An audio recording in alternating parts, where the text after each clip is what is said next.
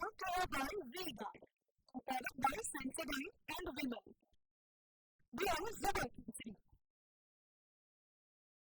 જૂનાગઢની વાત હવે ક્ષત્રિય સંકલન સમિતિમાં પણ કંઈ જ સમૂહસૂત્રો ન ઉતરતું હોવાના એંધાણ વર્તાઈ રહ્યા છે। સંકલન સમિતિના સભ્ય પીટી જાડેજાની કથિત ઓડિયો ક્લિપ હાલમાં વાયરલ છે, જેમાં પીટી જાડેજાએ સંકલન સમિતિને ધમકી આપ્યાનો દાવો છે। તેમણે એવો દાવો કર્યો હતો કે તે હવે સંકલન સમિતિની સાથે નથી।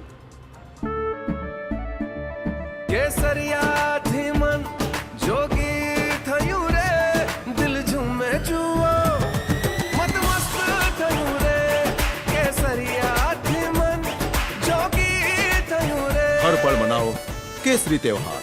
विमल, बोलो जुबान केसरी। મર્યાદા છે ને એ ચોકી જઈશું હો। સંકલન સમિતિ તમે થાય કરી લેજો। કાલે ખુલ્લેઆમ મેદાનમાં આવું છું, ખુલ્લેઆમ। મારા કોઈના બાપની જરૂર નથી, મારા સમાજની જરૂર છે। હું સમાજને પૂછીશ કે સંકલન સમિતિ મારી હારે નથી, શું કામ નથી, એ હું તમને બતાવીશ।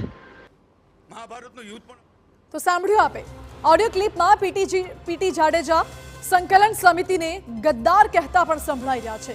આપને જણાવી દઈએ કે અમે આ ઓડિયોની પુષ્ટિ નથી કરતા, પરંતુ મહત્વના મુદ્દાઓ પર નજર કરીએ તો પીટી જાડેજાએ કહ્યું, મારી પાસે પુરાવા છે। તૃપ્તિબા રાહુલથી માંડીને 5 વિરુદ્ધના પુરાવા છે મારી પાસે। મને મજબૂર ન કરો, નહીં તો ખુલાસાઓ કરી દઈશ। સંકલન સમિતિની મદદની જરૂર મારે નથી। તમને કાલે બતાવી દઈશ હું શું કરી શકું એમ છું। સમાજ તો એટલો ક્રોધમાં છે કે રોકવો મુશ્કેલ છે। કોર કમિટીની કે સંકલન સમિતિની જરૂર નથી। સંકલન સમિતિ શું છે તેનો ખુલાસો પણ હું કરીશ। તમે ગદ્દાર છો, સંકલન સમિતિ ગદ્દાર છે તેવું પીટી જાડેજાએ કહ્યું। તમે 11 વર્ષથી દરેક જિલ્લામાં જાઓ છો, તમે હિત અને સામે હિત્યાર ક્યાંય 5,000, 10,000, 25,000, લાખ, 2 લાખ, 5 લાખ ભેગા થયા છે તો રવા દ્યો ને। અને તમારી મદદની મારે જરૂરી નથી। ન કરતા, હું સામેથી કહું છું, ન કરતા હું કાલે કરીશ। જે થવું હોય થાય। તમારી પરીક્ષા લઈ લઈશ, પછી સમાજને પૂછીશ કે સંકલન સમિતિ મારી હારે નથી, તમે છોકરા।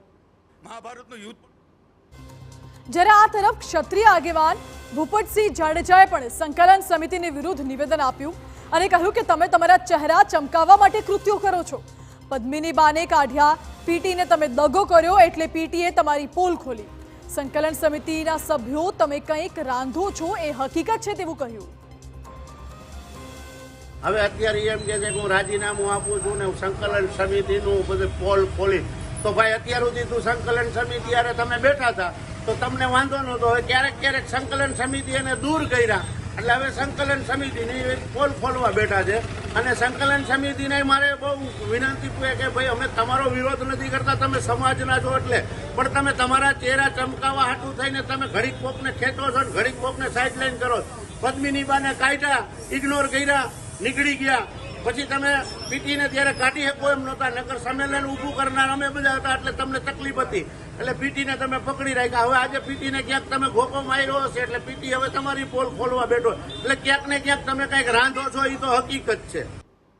મહાભારતનું યુદ્ધ પણ 18 તો પીટી જાડેજાના આક્ષેપ બાદ સંકલન સમિતિના રમજુભાની સ્પષ્ટતા પણ સામે આવી છે। તેમનું કહેવું છે કે 2 દિવસ પહેલા જ આખો મુદ્દો ઉકેલાઈ ગયો છે અને પીટી જાડેજાના આરોપ એ આંતરિક મુદ્દો છે। આ મજબૂત સંગઠનને તોડવા માટેનો પ્રયાસ છે, પરંતુ અમે સંકલન સમિતિને મજબૂત કરીશું। સાંભળો।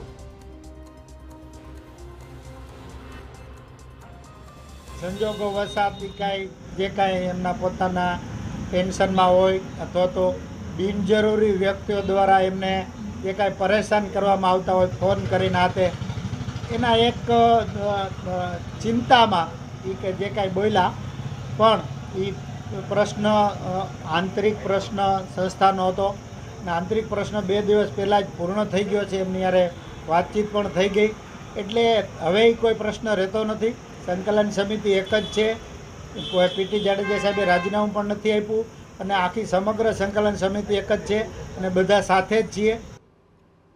Brought to you by V-Guard, operated by Sensodyne and Women. Brand Zabarkisi.